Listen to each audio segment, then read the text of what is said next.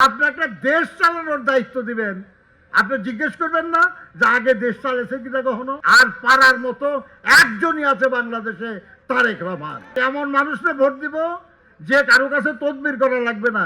এই দেশ স্বাধীন করেছেন, স্বাধীনতার ঘোষণা দিয়েছেন আমাদের দলের প্রতিষ্ঠাতা শহীদ প্রেসিডেন্ট জিয়াউর রহমান বীর উত্তম। কাজে এই দেশটাকে আমরা ভালোবাসি।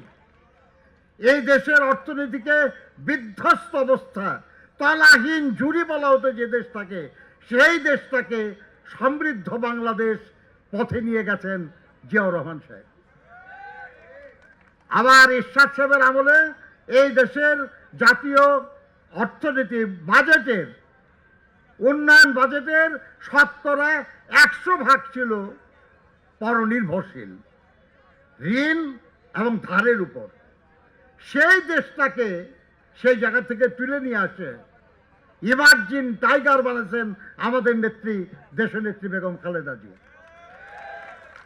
আজকেও 17 বছরে এই আওয়ামী লীগ দেশটাকে নিঃশেষ করে দিয়ে গেছে, বিধ্বস্ত করে দিয়ে গেছে অনেক কিছু।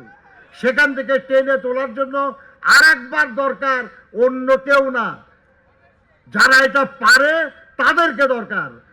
শহীদ জিয়া পেরেছেন, বেগম খালেদা জিয়া পেরেছেন, আর পারার মতো একজনই আছে বাংলাদেশে, তারেক রহমান। আরে বাসার কাজের লোক নিলেও তো মানুষ খুঁজে, ভাই আগে কোথায় কাজ করছেন, অভিজ্ঞতা খুঁজে না? খোঁজে তো নাকি? খালি বিয়ে শাদীর ব্যাপারে খোঁজে না, অভিজ্ঞতা খোঁজে। আর আপনি একটা দেশ চালানোর দায়িত্ব দিবেন, আপনি জিজ্ঞেস করবেন না যে আগে দেশ চালাইছে কিনা কখনো? আছে কেউ আর বিএনপি ছাড়া? তো আপনি ভোট দিবেন কই? বিএনপিকে। দেশের স্বার্থে, নিজের স্বার্থে, জনগণের স্বার্থে, ভবিষ্যতের স্বার্থে, সন্তান সন্ততিদের স্বার্থে ধানের শেষে ভোট দিতে হবে।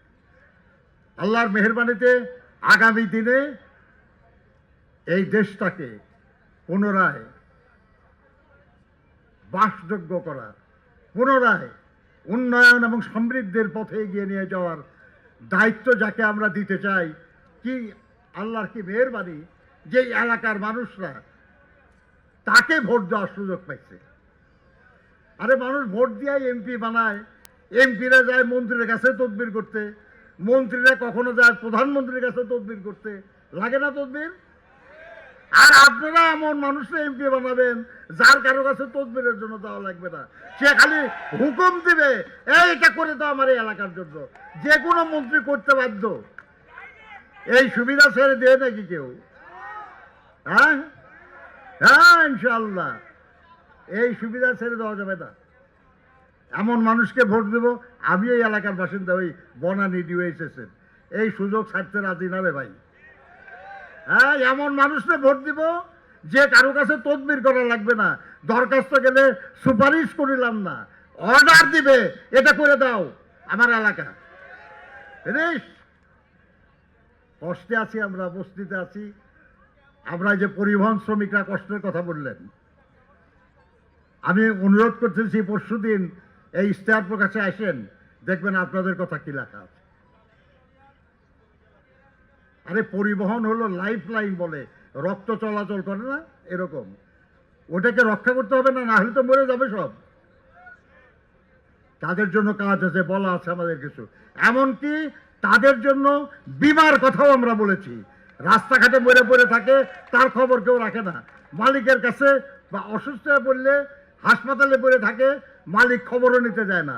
আর যদি তাদের সরকার প্রয়োজনে ভর্তুকি দিয়ে হলেও আপনাদের জন্য বিমার ব্যবস্থা করবে, যাতে করে কেউ অসুস্থ হলে চিকিৎসা পান, মরে গেলে পরিবার কোনো সহযোগিতা পায়।